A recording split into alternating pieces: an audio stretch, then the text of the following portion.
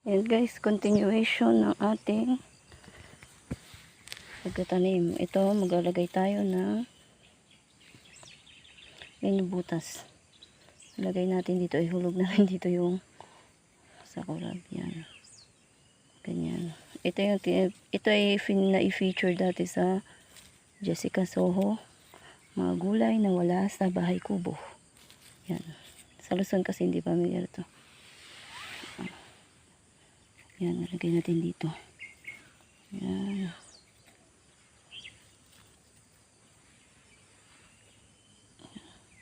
Huwag natin.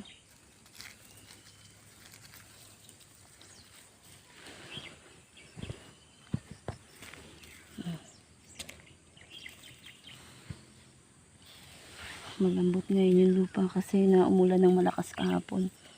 Ganda.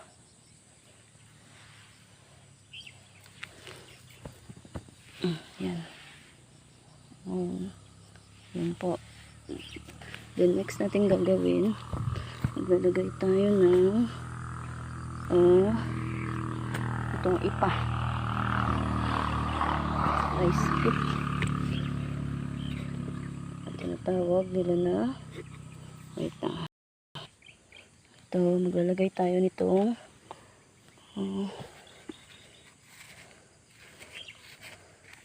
ito, rice. Yung para siyang ipa ng palay na pino. Ito yung kumbaga sa darak. Darak. Ay dito hindi naman yung ginagamit. Ilalagay na lang namin dito sa, pwede naman siyang maging fertilizer. Yan. Para medyo kaya hindi mo siya tatabunan ng marami. Maliit lang. Yan. Kaya ganyan yung butas niya para pag nagkalaman siya yung bulb niya na buo, malaki. Kaya kailangan ganyan kalalim yung butas para malaki yung kanyang puti. Ito, kailangan mga ganyan yung puti niya. Yun kasi ang pinakang ginagamit. Yung dahon kasi minsan hindi masyadong sinasali. Mas inaano nila ito, yung puti na ito. Yan po, tutuloy na natin. Yan. Saya magtanim, kasi po masaya talaga ang pagtatanim kasi makakatipid ka, lalo na pag may pamilya ka na. Pag isa ka nang may bahay, isipin mo paano ka makakatipid, makasave. Tsaka maganda yung pag-garden, pagtatanim, exercise sa katawan. Hindi yung tulad dito, bakasyon. Pag bakasyon, hindi ako mapagtinda kasi sarado yung sa tabi kasi kami ng eskwelahan. Samantalahin naman natin yung bakasyon na makapagtanim tayo ng mga gulay para sa pang araw-araw. Tsaka kung marami din yung maitanim natin, pwede rin nating pagkakitaan, pwede rin nating ibenta. Yan. Ang ganda maging masipag.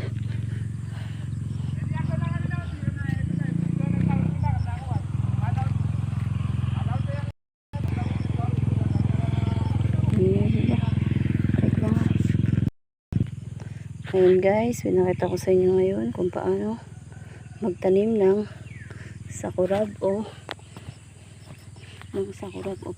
para gawing palapa. Yan, ginagawang palapa. Yan, ganyan siya.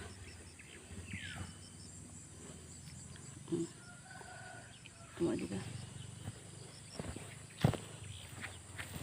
Ito naman yung tinanim ko nung last week. Matigas yung lupa nung tinanim ko. Hindi ko siya masyadong naibaon. Pero kasi gagawin naman tong pambinhi, kaya okay lang.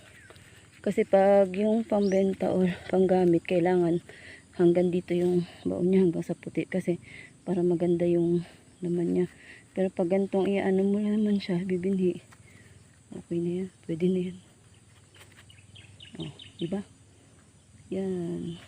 Patipid na tayo.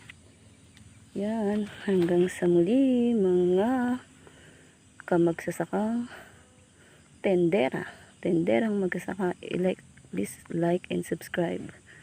Yan, my YouTube channel. Bye bye.